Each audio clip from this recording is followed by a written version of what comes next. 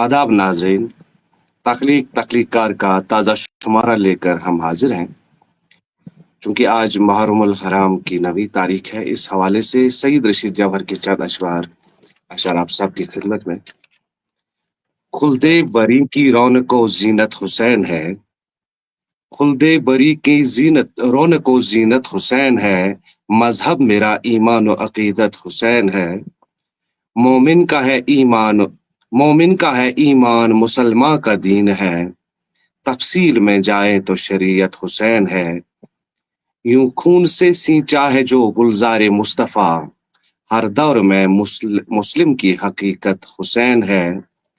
हरगिज की जिनको बैयत बातिल नहीं मंजूर, वो पै करे ईमान व बसीरत हुसैन है। शेर बतौर खास, सुन्नी भी हुसैनी है, शरत हुब अहले बैत, यह भूल है कत्ती की बसियत हुसैन है। एकजुट जो हो जाए तो बस काफूर है बातिल, ईमान मुकम्मल हो तरीकत हुसैन है। आलाम ने घेरा है अलम एक थाम लो, मिलके रहो सालार जमीयत हुसैन है। कल्बो जहन ये जिंदगी सब कुछ तो दरकिनार, ए जौहरे नाचीज गनीमत हुसैन है। माशाअल्लाह तो नाज़रीन, माशाअल्लाह। ये थे चंद अशार मुहर्रमुल हराम के हवाले से सैयद रशीद जौहर के कलम से लिखे गए। तो आज के जो तख्लीकार हैं वो एक नामवर अदीब, शायर, कलमकार, अफसाना निगार, उनकी शायरी से हम अक्सर महसूस होते रहते हैं। आज एक अफसाना लेकर हमारे साथ हैं, मेरा मतलब है जनाब अयूब दिलबर साहब। जेके मराज कमराज एकेडमी के स्टूडियो में आपका खुशामदीद है। और हमारे तबसरा निगार जो आज हैं वो कतई किसी तारुफ के मोहताज नहीं हैं। वो एक मारूफ ब्रॉडकास्टर हैं, शायर हैं, कलमकार भी हैं, कॉलम नवीस भी हैं, कितनी खूबियां मैं गिनवाऊं। तो उनका नाम है बशीर आरिफ साहब। सर, आपका भी आज की महफिल में खुशामदीद है जेके मराज कमराज एकेडमी की तरफ से। तो आपका ज्यादा वक्त ना लेते हुए मेरी गुजारिश है अयूब दिलबर साहब से कि वो हमें अपनी तकलीफ से नवाजें। शुक्रिया मोहतरम सफदर साहब। और मैं खुशकिस्मत हूँ कि आज मेरे अफसाने पे, गो कि मैं नहीं कहता हूँ शायद अफसाना ही होगा, तो मोहतरमुल मुकाम जनाब बशीर आरिफ साहब इस पर बात करेंगे तो मेरे लिए खुशकिस्मती है। तो मैं बराह रास्त शुरू करता हूँ। मेरे अफसाने का अनवान है ममता। दिन के 11 बजे मांझी और बाबा गाँव खाने में गए। पूछने पर बाबा जी ने बताया कि गाय को बिछड़ा होने वाला है। कुछ देर बाद जब वो दोनों खाना खाने के लिए लौटे तो मांझी के चेहरे पर परेशानी के आसार दिख रहे थे। मालूम पड़ा कि गाय को बिछड़ा देने में कुछ मुश्किलें पेश आ रही हैं। बाद दोपहर गाय को बिछड़ा तो हुआ, यानी गाय ने बिछड़ा जन्मा, लेकिन कुछ शाम होते ही वो मर गया। मुर्दा बिछड़े को ले जाकर दूर सुनसान में छोड़ दिया गया, लेकिन मांझी बहुत गमज़दा लग रही थी। वो बार बार जाकर गाय को सहलाती, थपकियां देती और उससे बातें करती। अरे पगली, तू चारा क्यों नहीं खाती? तू उदास क्यों है? सब्र कर, बिछड़े को दुनिया में नहीं रहना था तो वो चला गया। मैं जानती हूँ तुझ पर क्या बीत रही होगी। मैंने सहा है पगली। दिल छोटा न कर, ये आना जाना तो लगा रहता है, इसमें हम कर भी क्या सकते हैं। देख, परेशान न हो, चारा खा पगली, देख तुझे फिर से बिछड़ा होगा, तू खुश हो जाएगी। मैं मांझी को गाय के साथ गुफ्तगू करते हुए शशदर रह गया। मांझी, ये तू गाय के साथ क्या बातें कर रही थी? अजीब बात है, वो आपकी बातें भला क्या समझेगी? वो तो निरी हैवान है, उसको किसी के मरने या जीने से क्या गर्ज? जानती हो वो बोल नहीं सकती, मांझी ने जवाब दिया, लेकिन वो जानती है कि दर्द क्या होता है। औलाद का बिछड़ना क्या होता है, ये बस माँ ही जानती है। वो माँ है और मैं भी माँ हूँ, हमारे दुख साझे होते हैं, ये तू क्या जाने। मैंने माँ जी को देखा और फिर एक नजर गाय को। गाय ने सर माँ जी के घुटनों में दे रखा था और दोनों की आंखों में झड़ी लगी हुई थी। शुक्रिया। शुक्रिया जनाब दिलबर साहब। तो ये माँ की ममता और शफकत की पुरदर्द कहानी है। माँ चाहे इंसान की हो, किसी भी जानदार की हो, ममता एक जैसी होती है। तो इस पर तबसरा करने के लिए मैं अदबन गुजारिश करता हूँ जनाब बशीर आरिफ साहब से कि वो इस अफसाने पर अपनी राय रखें। सर, आपने ये अपना जो माइक्रोफोन है आपने वो ऑफ रखा है। बहुत बहुत शुक्रिया। सबसे पहले मैं अयूब दिलबर साहब को मुबारकबाद पेश करता हूँ कि अफसानचा उन्होंने पढ़ा, और चूंकि हम कश्मीरी हैं, कहीं कहीं पे हम तलफ़ुज़ के मामले में लड़खड़ा जाते हैं। ये बिचड़ा नहीं, बिल्कुल हो बछड़ा है। जाता है, कोई बात बिल्कुल हो नहीं, जाता है। ये आम सी बात है। अगर हम बंगाल की किसी आदमी को उर्दू बोलते हुए सुने, उसमें भी वो बंगाली असर रहता है, पंजाबी असर रहता है, बिल्कुल सही ये बात असर तो इराक। लेकिन सबसे बड़ी बात यह है कि उर्दू आज भी कश्मीर में ही ज्यादातर जिंदा है और इंशाल्लाह जिंदा रहेगी।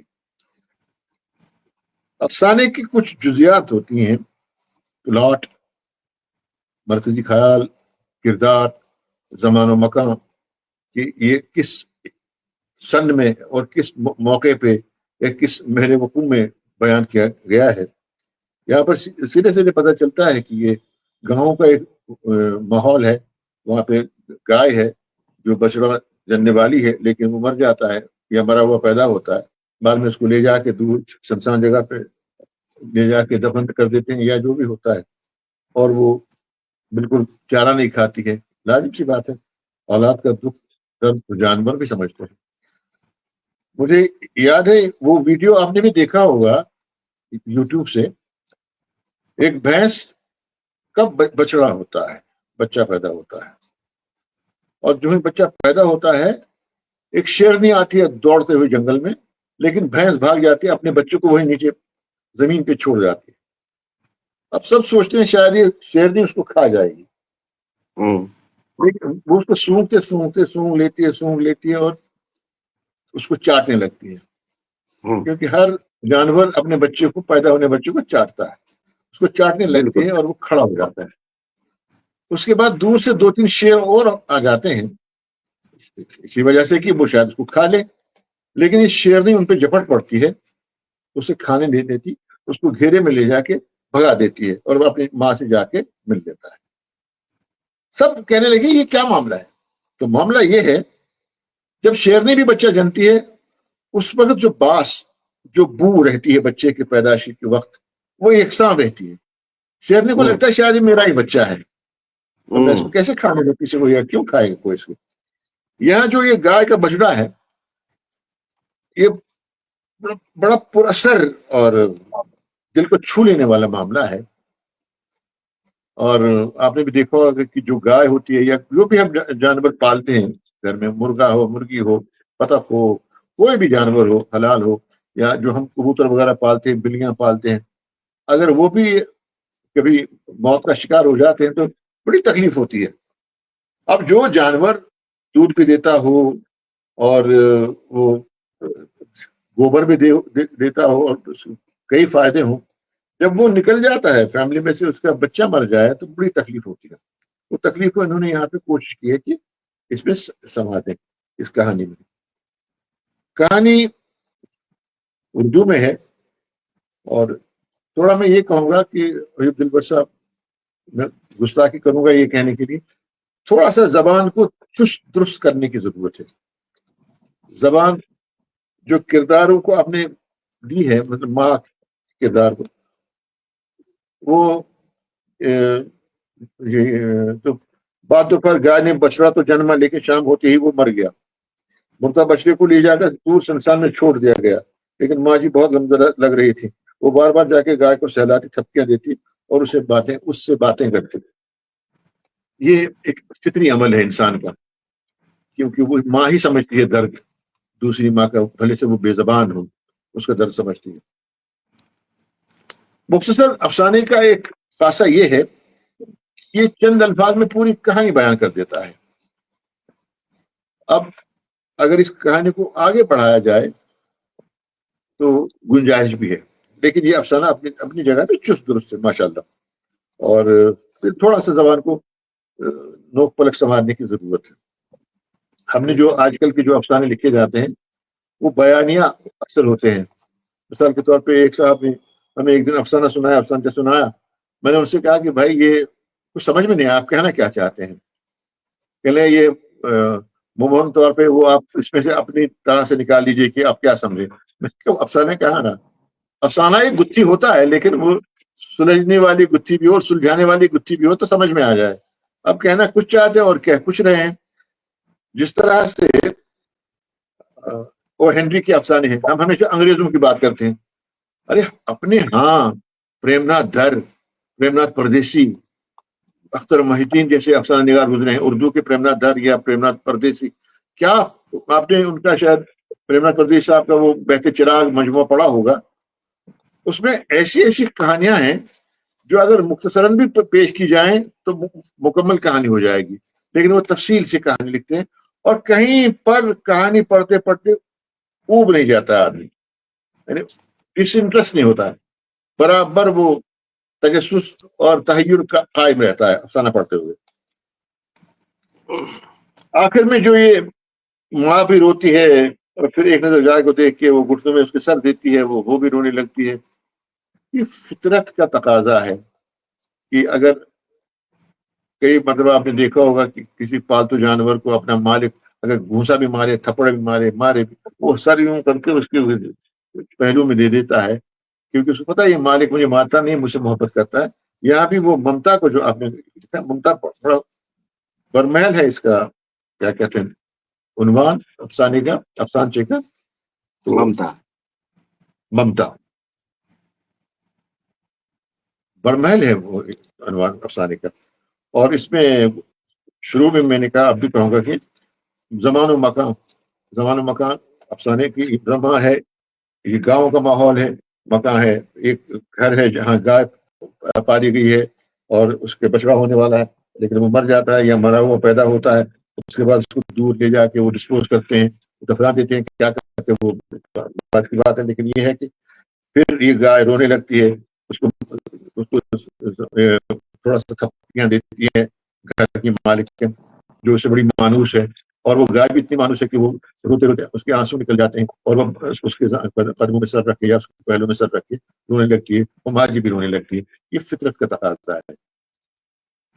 باقی رہا ایوب گلبرٹ صاحب، کہانیاں لکھتے رہیے اور ماشاء اللہ قلم میں زور ہے. ساتھ ہی میں جسارت کروں گا یہ کہنے کی کچھ کلاسیکی ادب بھی دیکھنا چاہیے تاکہ جو خیال کی گہرائی اور گہرائی وہ مستحکم ہو. یہ بیانیہ لگتا ہے کہ یہ گھر میں گائے کا بچڑا ہو گیا اور وہ مر گیا یا مرا ہوا پیدا ہوا، اس کے بعد وہ چارہ نہیں کھاتی ہے. لازم سی بات ہے، بالکل عام سی بات ہے کہ جب اس کا بچہ مرتا ہے وہ چارے کو ہاتھ نہیں لگاتی ہے. اب وہ دودھ بھی نہیں دے گی کیونکہ جب تک بچہ سامنے نہ ہو، اسے یہ لمس محسوس نہ ہو، وہ دودھ بھی نہیں دے گی. تو یہ عام سی بات ہے. اس میں خاص بات یہ ہے کہ ماں جی بڑی پریشان ہے.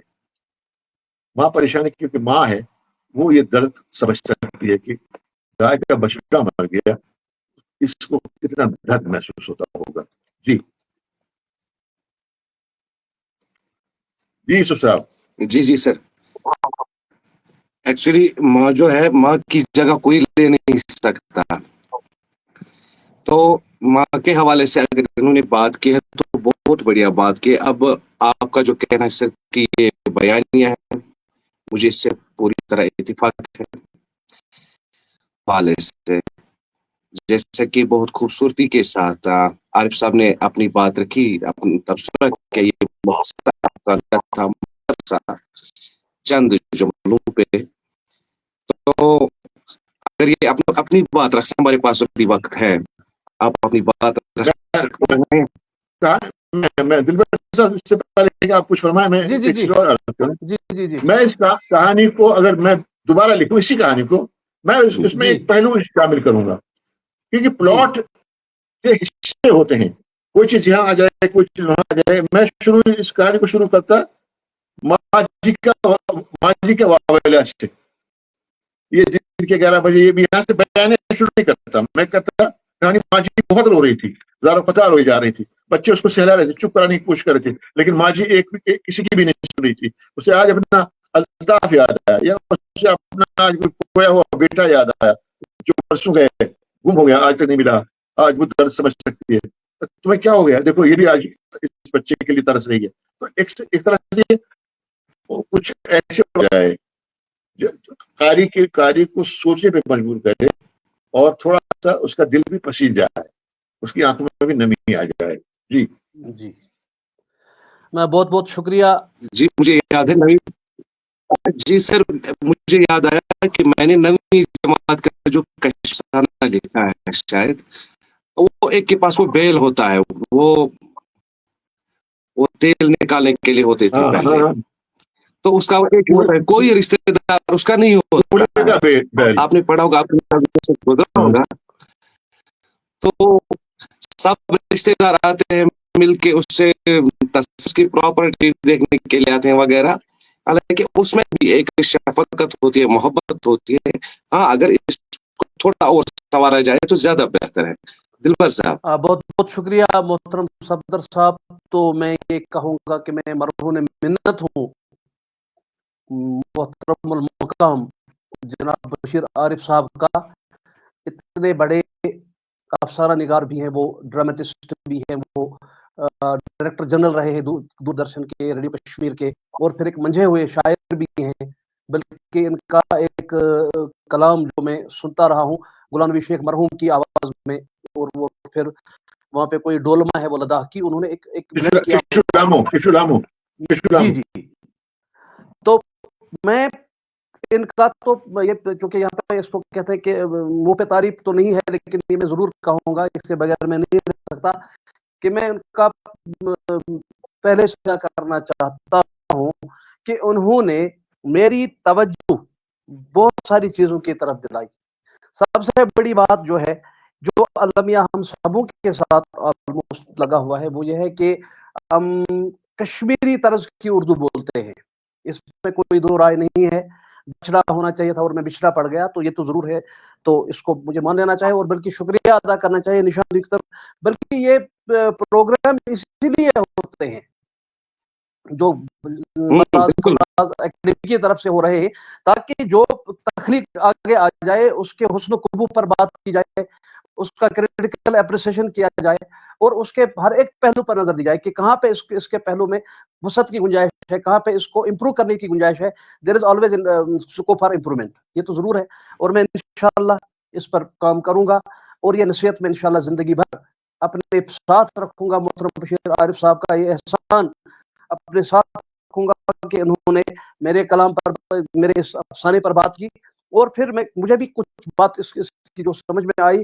हालांकि मसला यह है कि उसके कनवास जो इसका अफसाने का वो बिल्कुल छोटा सा है, क्योंकि अफसानचा है, ये सिर्फ शायद 100-200 अल्फाज पर मुश्तमिल है ये, इसलिए शायद मैं इसमें एलॉबरेट अगर इसको किया जा शायद सामने आ जाएंगे।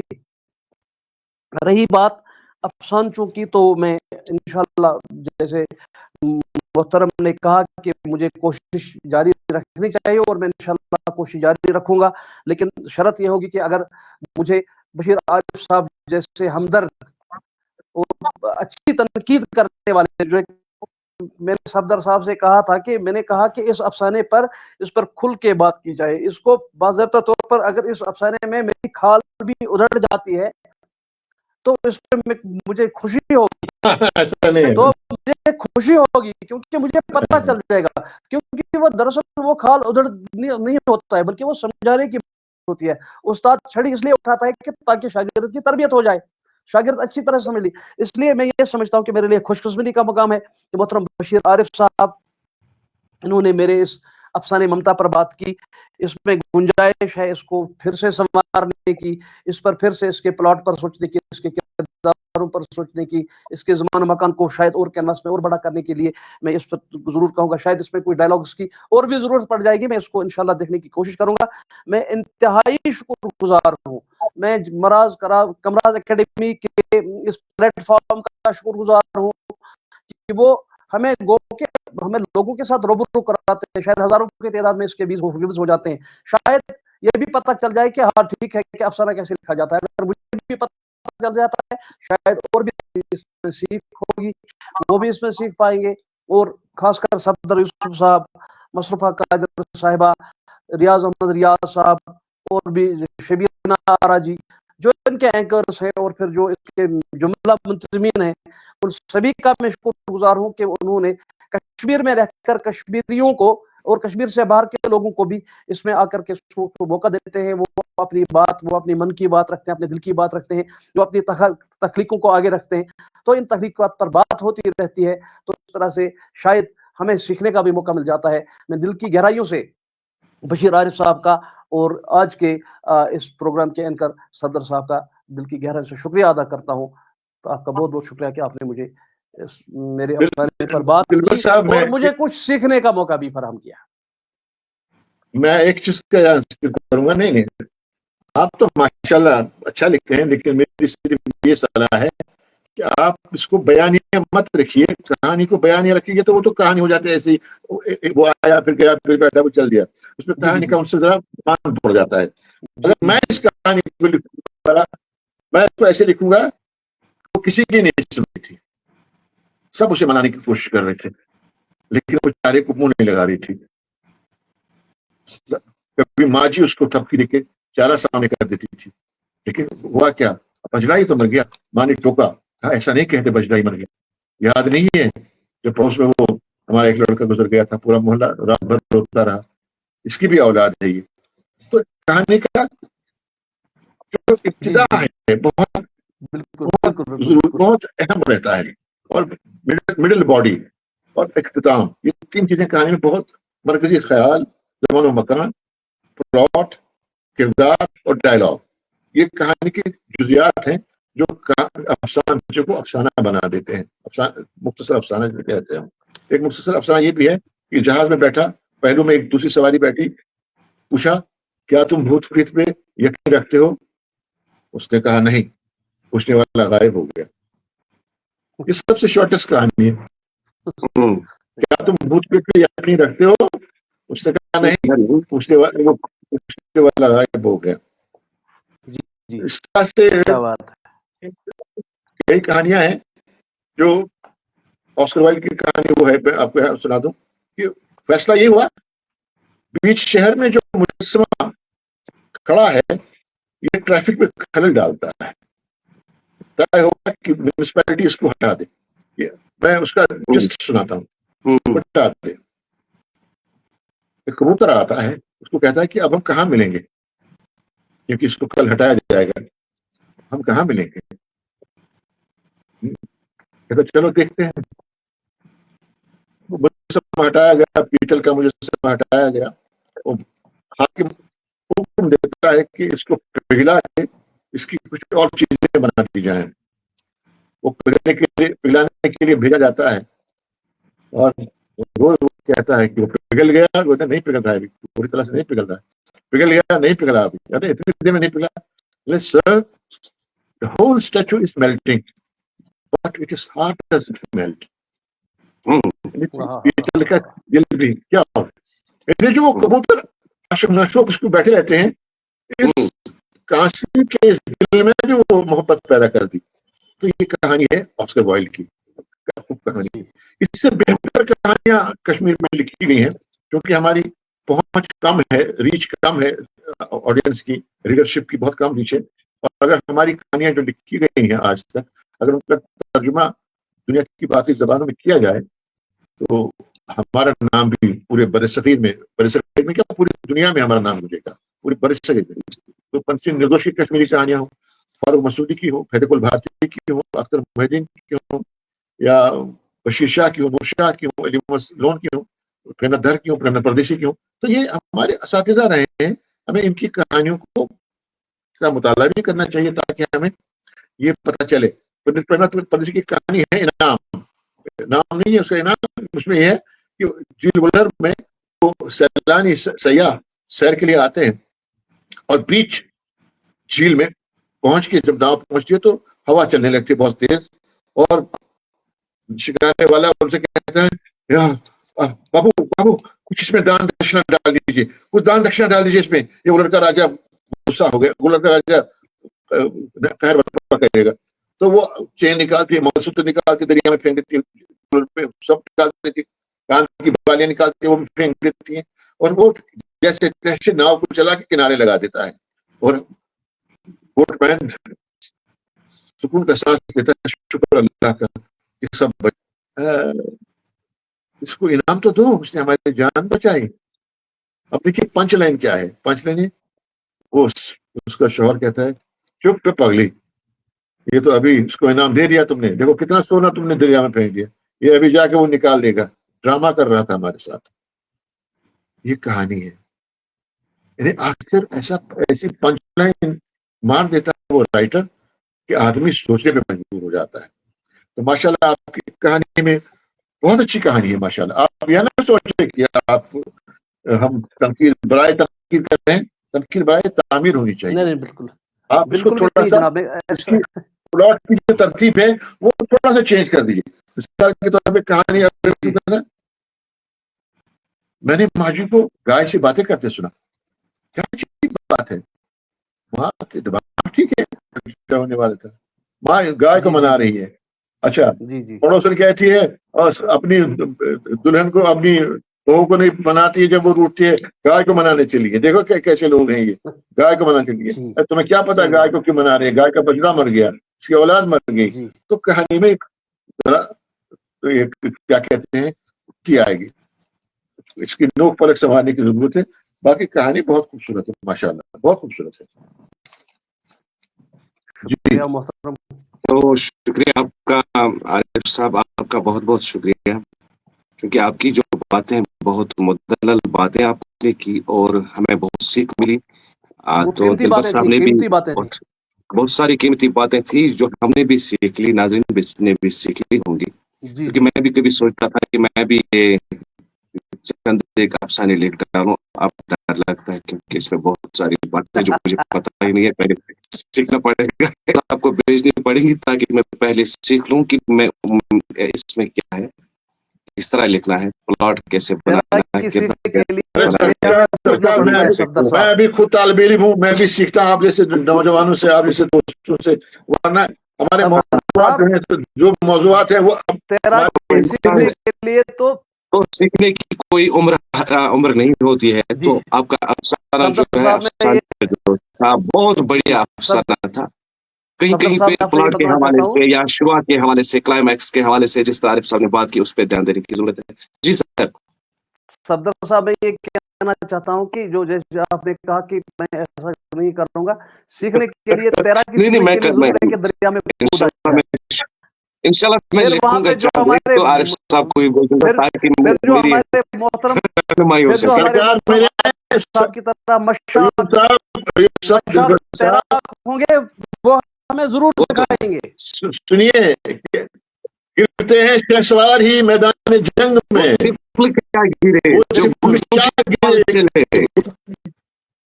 कूद जाइए पानी में इंशाल्लाह, फिर तैराकी क्या बड़े मशाक तैराक बन जाएंगे। इंसान करता है, पहली बार ही शुरू करता है। तो नाजरीन, इसी के साथ तख्लीकार का ये शुमारा इख्तिताम को पहुंचा। आज के तख्लीकार जनाब अयूब दिलबर साहब और तबसरा निगार जनाब बशीर आरिफ साहब का एक बार फिर शुक्रिया। अगली सनीचर को नई तख्लीक और नए तख्लीकार के साथ फिर हाजिर होंगे, तब तक के लिए खुदा हाफिज।